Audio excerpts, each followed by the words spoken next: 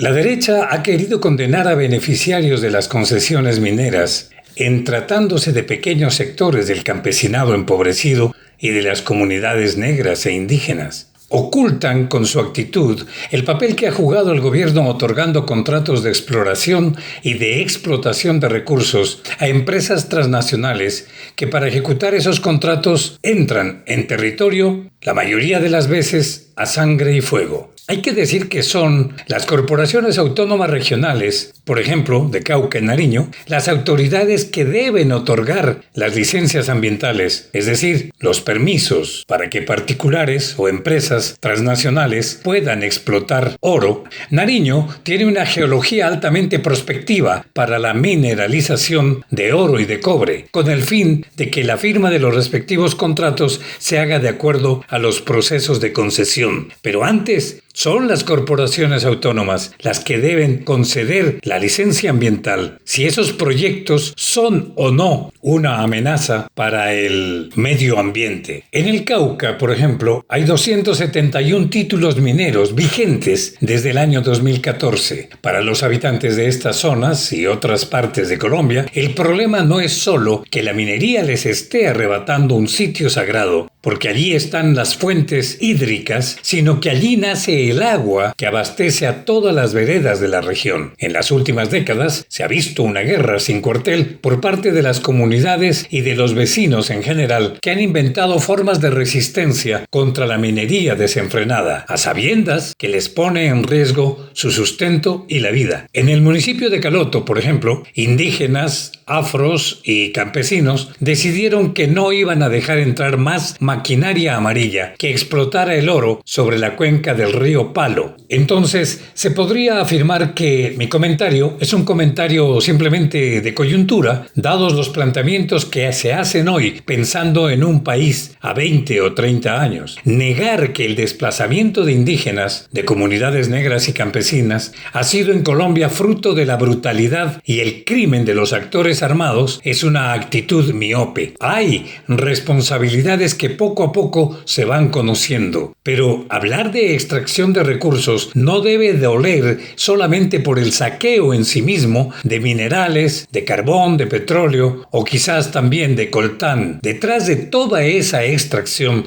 ha venido una escalada de sangre, dolor y miseria que se califica como violación de los derechos humanos. Por eso se critica y se condena únicamente lo que hace el Estado con su fuerza pública en esos territorios para dar paso a esos proyectos, obviamente con la connivencia de funcionarios venales que trabajan en las corporaciones autónomas que, sabiendo que esos proyectos son un atentado para el medio ambiente, conceden las licencias ambientales. Hay asesinos legales, entre comillas, y los hay ilegales. Vaya uno a saber qué tanto resulta contra la ley hoy en día hablar de la rebelión, el levantamiento armado, la presencia de la insurgencia, la actitud criminal de las hordas paramilitares y los grupos parapoliciales. Ese Estado al cual se le ha confiado la guarda de la seguridad de todos, la guarda de la soberanía territorial. Ese Estado no puede dirigir sus armas contra su propio pueblo. Eso no justifica nada, ni la buena intención siquiera, por parte de la fuerza pública. Los otros actores armados, puestos en el marco jurídico como quienes también cometen delitos de lesa humanidad, no pueden equipararse por su condición de infractores, por su actitud desafiante al gobierno, con los desmanes que comete la fuerza pública. No hay comparación, y no la hay porque en ellos, en la fuerza pública, recae, repito, la protección a la ciudadanía y el respeto de los derechos humanos. Los otros están al margen de la ley. Quizás en ambos casos las víctimas son las mismas: el campesinado, las comunidades negras y campesinas. Lo que es cierto es que las víctimas han salido en estas décadas de terror de la gente empobrecida de nuestra Colombia. Pero para regresar al tema de hoy, esas víctimas han vivido en zonas de extracción de recursos. A todo esto hoy se le acuña un nuevo término: la extraección, que lleva en sí misma el horror de la muerte, de la miseria, del crimen que deja la violación de los derechos humanos. Una vez esta gente entra, se asesina, se desplaza a grandes grupos humanos para dar paso a proyectos extractivos donde esperan que nadie proteste, que no haya oposición. Se asesina y se desplaza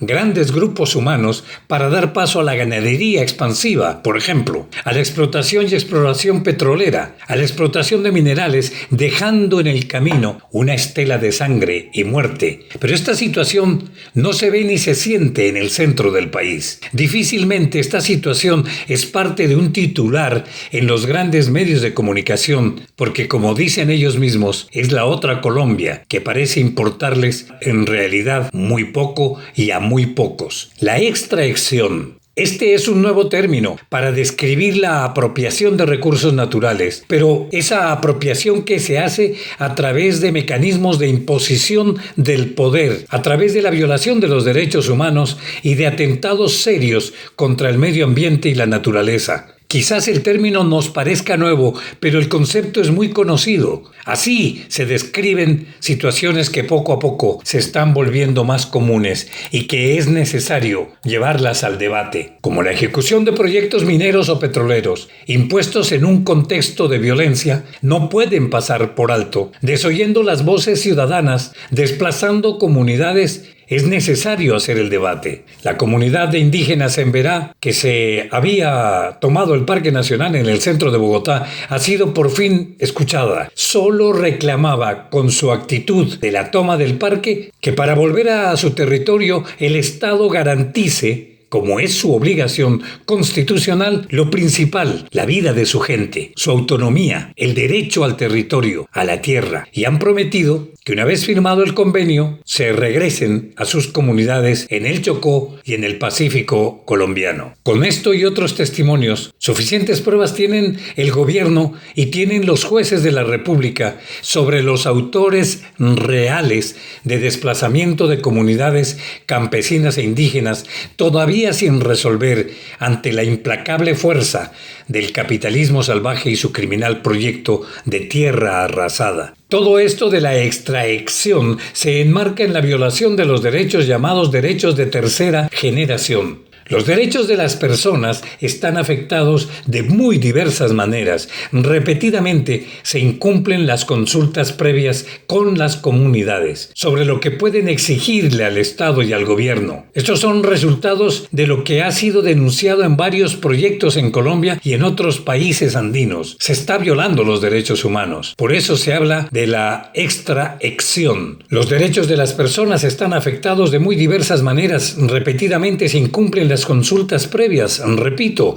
no hay comunidades libres y bien informadas. En los sitios donde hay proyectos extractivos funcionando, se escuchan denuncias de violaciones de los derechos de asociación o de sindicalización, o sea, su derecho a la seguridad y a condiciones sanitarias, como ha sido reportado, por ejemplo, por los trabajadores del carbón en Colombia. No pueden pasarse por alto las prácticas de corrupción, como los esquemas de sobornos, así sea para captar prácticas de alto impacto social o de alto impacto ambiental, o incluso para observar los permisos de funcionamiento de un proyecto. Entonces, la discusión no puede centrarse sobre quién ha sido más sanguinario. La discusión no debe centrarse en quién ha desplazado más comunidades. Lo cierto es que está pasando. Aquí lo que estamos hablando es de la defensa de la vida. Así las cosas, los riesgos en juego, que son de enorme gravedad, nunca serían aceptables bajo los marcos legales para estas comunidades locales afectadas. Lo cierto es que la única forma en que pueden llevarse adelante los planes extractivos es por medio de la imposición y la violación de los derechos fundamentales. Allí es donde aparece la extracción. La violación de los derechos humanos no es una consecuencia, sino que es una condición. Es una condición de necesidad para llevar adelante este tipo de apropiación de recursos naturales. Y los beneficiarios de las concesiones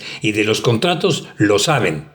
Y todo eso queda en la impunidad. Repito, esa es la extracción que debemos llevar a debate en estos espacios, más allá del contexto del periodo electoral. Y para finalizar, hablando de la renta social, de la renta básica, en líneas generales se puede decir que la ayuda social, que es la renta básica, es un mecanismo para combatir las desigualdades e injusticias que dañan los derechos fundamentales de las personas y de las familias. Por eso se habla de familias y de personas excluidas. De este modo, se convierte la ayuda social, la renta básica, en una herramienta para que quienes la reciben puedan vivir con algo de dignidad. Lo que muchos no quieren entender es que los grandes empresarios, si estudiaran un poco sobre el espíritu de la renta básica o de la ayuda social, sabrían que ese dinero entra por un bolsillo de la gente y sale casi de inmediato por el otro. Perdonen lo coloquial de la explicación para la audiencia. De la renta básica se paga el arrendamiento, los servicios públicos y algo para llevar como mercado a la casa. Es parte de la economía. Es un dinero que se rota en esa rueda de la economía con aumento de compradores que tienen dinero. Bueno, del Estado sí, pero lo tienen y tienen que comprar y tienen que pagar servicios. Y a la vez, la renta básica debe entenderse como un estímulo a la producción. Más dinero en la calle, más producción, más demanda, mucho más oferta. Les habló Héctor Díaz Revelo.